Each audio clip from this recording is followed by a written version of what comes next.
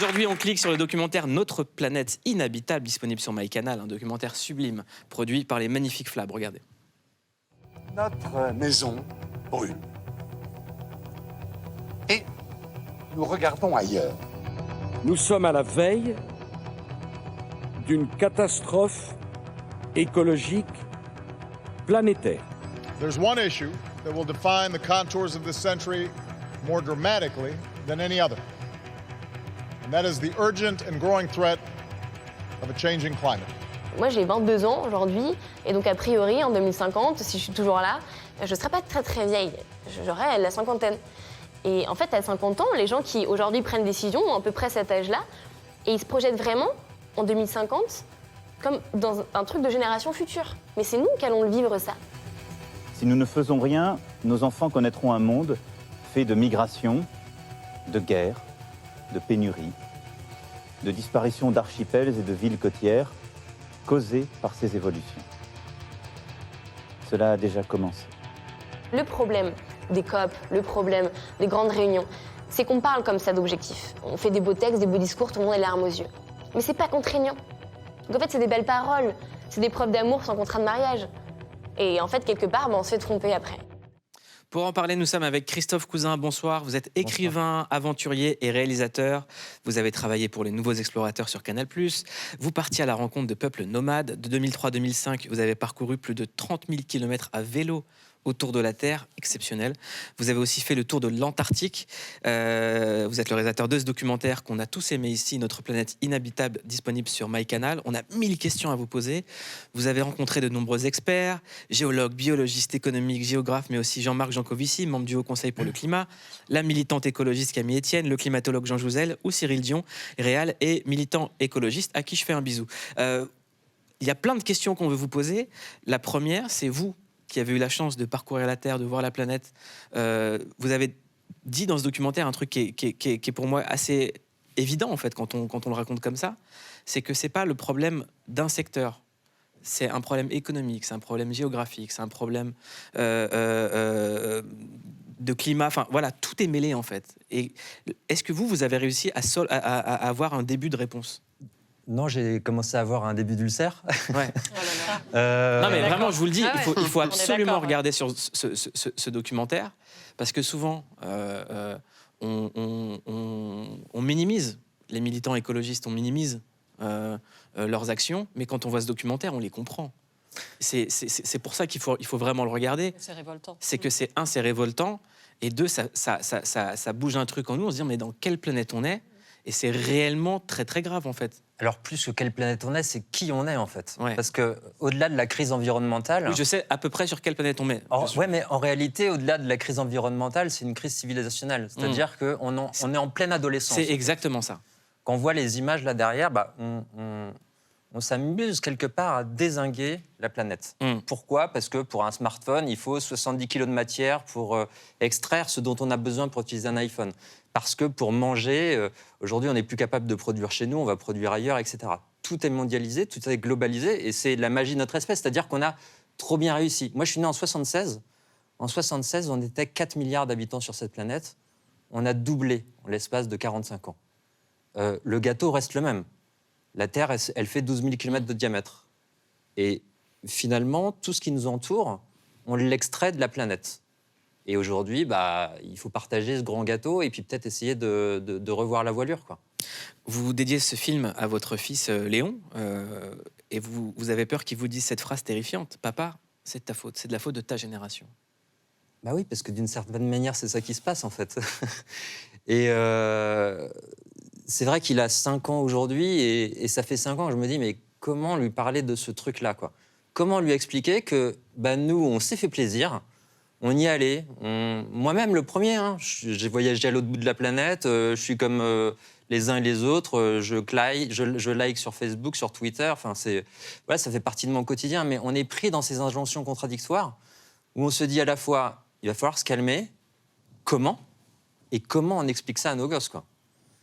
Alors, avant d'essayer de l'expliquer à mes gosses, qui, à mon sens, est le plus compliqué qui soit, j'essaye déjà de l'expliquer à ma génération, parce que finalement, c'est nous qui sommes responsables d'une certaine manière de ça. Et la raison pour laquelle je fais ce genre de film aujourd'hui, c'est de me dire, bon, j'essaye de faire ma part, Voilà, après, on est tous... on essaie de faire de notre mieux, mais c'est quand même compliqué, quoi. Pauline, toi, t'es comme nous, on a tous cliqué sur le doc. Il y a un extrait qui t'a particulièrement marqué. Ouais, donc déjà, dire que ce doc, on n'en sort pas indemne, hein. Moi, on en a parlé tout à l'heure avec Charlotte, il est bouleversant, c'est très émouvant, très dur à encaisser, mais au moins, vous dites la vérité et on l'écoute. Il y a un extrait en particulier, un échange assez tendu, je dirais, entre vous et Jean-Marc Jancovici. J'aimerais qu'on le regarde. La décroissance, c'est pas un projet. C'est quoi. pas un récit, la décroissance, c'est une contrainte. Bah oui, justement, mais alors... Mais c'est une contrainte à laquelle on ne va pas échapper. Alors, d'accord, il y a la contrainte, on ne va pas y échapper, etc. Mais comment on fait pour dépasser ça? Vers quoi est-ce qu'on doit aller? Il faut se lancer un défi. Le seul cas de figure dans lequel vous acceptez de perdre du confort, c'est quand vous vous lancez un défi. Et un navigateur se lance un défi, alors il accepte de laisser les gens qu'il aime, sa maison confortablement chauffée, il va se mettre dans une machine à laver où il se pèle, où c'est humide, où il dort mal, etc., parce qu'il s'est lancé un défi. Bon. Donc là, il faut absolument qu'on se lance un défi, il faut qu'on se le lance collectivement. Alors le défi, en fait, c'est la préservation, et on revient à la question initiale, d'une terre qu'on trouve sympathique. On revient sur ce que vous venez exactement de dire. Je rappelle juste que Jean-Marc Jancovici est membre du Haut Conseil pour le climat. Ouais. On quitte l'adolescence. C'est ce que vous disiez. Comment on fait pour contraindre justement à quitter cette période d'excessive croissance, de profit qu'on a traversée et à laquelle on s'est habitué? Donc ce défi dont il parle, peut-être, est une des solutions? La décroissance est une des solutions. Je pense que déjà, il faut essayer de réussir à prendre conscience du problème. Ça fait des décennies qu'on dit qu'il y a un souci. Il y a des tribunes d'experts, des 1000 scientifiques qui signent dans le monde, ici, ailleurs. Il y a des spécialistes qui viennent sur vos plateaux et finalement, rien ne bouge. Donc, je crois qu'il faut déjà réussir à poser les bases du problème. Et ensuite, au niveau des solutions, je pense qu'on va forcément passer à un moment donné par une espèce de révolution fractale où il va falloir essayer des choses dans tous les sens. Parce que de toute façon, là, la vitesse où on va se le prendre, le mur. C'est sûr. On est le pied sur l'accélérateur alors qu'on devrait être sur le pied sur le frein. Et on continue d'avancer et on y va à pleine balle. Donc, je pense qu'en effet, se dire, bon, à un moment donné, comment on fait pour se calmer un peu, peut-être partir un peu moins en vacances. Enfin, on a l'impression de passer pour un pisse-froid ou un réac de droite, mais c'est vrai qu'à un moment, il faut peut-être... C'est quoi pour vous le truc qui vous fait le plus peur dans un futur immédiat? Je ne sais pas s'il y a des priorités, quoi. C'est ce que je disais tout à l'heure, c'est systémique. Moi, c'est simple, la sécheresse, là, c'est-à-dire qu'en fait, la sécheresse, les problématiques liées... Il y a des choses dont on parle assez peu, la problématique des courants, par exemple, ce qui régule en gros le climat. Tout est en train de partir en sucette. Il y a 1 million d'espèces aujourd'hui qui sont menacées sur la planète. Alors, on peut se dire, bon, qui se fout de la grenouille des Galapagos, à la limite. Moi, perso. Ouais, mais on est peut-être dans la liste aussi, c'est ça le problème. Donc, bon, et c'est toute la question, en fait, c'est tout l'enjeu de ce doc, parce que généralement, on parle de la planète et de notre environnement, comme si on était déconnecté de la nature.